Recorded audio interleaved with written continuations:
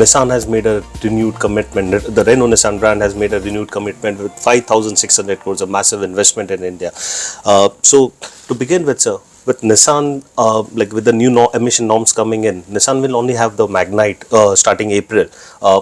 When do we see the first few models starting to come in, and will not that create again a slowdown for volumes for Nissan brand in India? I think Magnite has done a tremendous job for us. It has created a brand which demonstrates the Nissan strength on SUV, but most important, the customer experience driven by the connected cars. And we are using that platform to build the brand for the future SUVs which we will come in, especially the two C segment SUVs which will bring, and the brand which is driven by the A segment EV cars.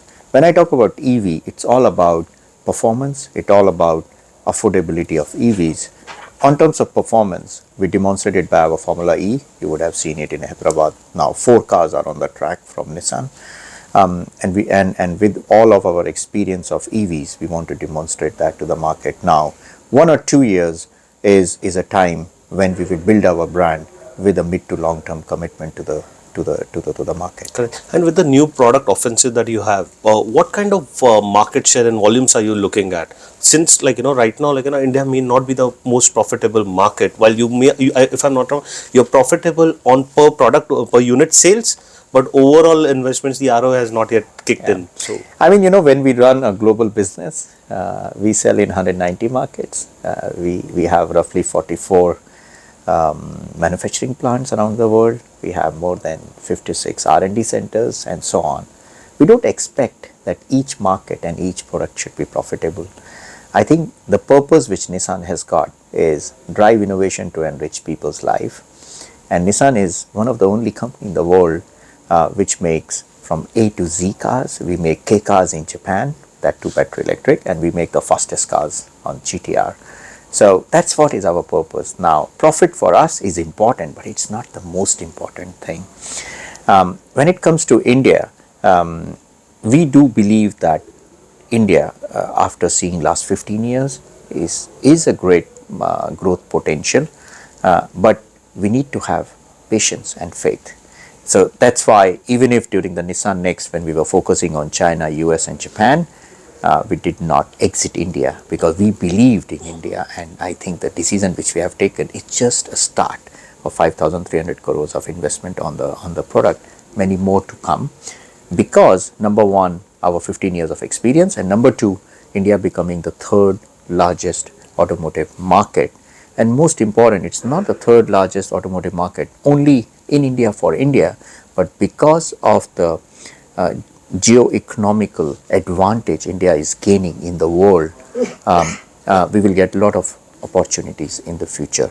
And let's not forget that digitalization is one of the competitive edge of India, and that's why we decided to invest in the software capabilities in India. correct. And coming to EVs, you mentioned specifically you'll begin your EV journey in India. You've got a few models lined up. What about localization? Because localization will play a key role for affordability. Yeah. I mean, India is just 0.5% of the electrification market. Look at Europe. They started talking about electrification in 2010. After 13 years, they are like 18%. So we don't expect that India will go electric tomorrow morning. We have to make sustainable investments which makes value to the customer. Why customer will buy electric car? The customer will not buy electric car only because it's good for environment. Customer will buy the electric car because of 3 things. Number 1, it's a better driving performance. Number 2, it has a better total cost of ownership. And number 3, it is good for environment. Number 1 and number 3, everybody can tick the box because the electric cars are really good in terms of acceleration, in terms of driving, handling and so on. And the third is good for the environment. But the second one, total cost of ownership. Total cost of ownership is driven by a tipping point between the gasoline cars and the battery electric cars, and the tipping point is decided by number 1, volume of the market. Till the time volume of the market is not coming up, I think government needs to continue support to the customers so that there is a parity between the selling price of ICE and but whether that support is sustainable for 10 to 15 years, it's always a question. Then what is the second thing which brings down the total cost of ownership? Are the breakthrough technologies with the localization to have the cost competitiveness in terms of platform, in terms of powertrain, in terms of battery, in terms of electronic architecture. So I do believe the moment India will go from 0.5% to let's say 13% by 2030, this will help bringing the economy of scale. This will help all the automotive manufacturers to do further localization. So we decided to have a EV segment car. Now our challenge is not a platform, not e-powertrain, our challenge is battery. And this is what we would like to work moving forward, that how we secure the competitive battery localization. Now coming to EVs, like the government of India, while it has been pushing the state and central with subsidies, the FAME 2, what if the subsidies are taken away? And secondly, like there's also movement towards CNG and hydrogen. Would you be open to looking at that kind of technology for India? Yeah, I mean Nissan has got each and every technology. We used to have hydrogen, we have CNG. Now the question is, which question we want to answer? If we want to answer the question that car should be with a better driving performance, then battery electric is the solution. If we are looking at what is good for the environment, battery electric is the solution, because for CNG and for hydrogen we need infrastructure, but for battery electric, home charging is the solution. You don't need to invest so much in the public infrastructure.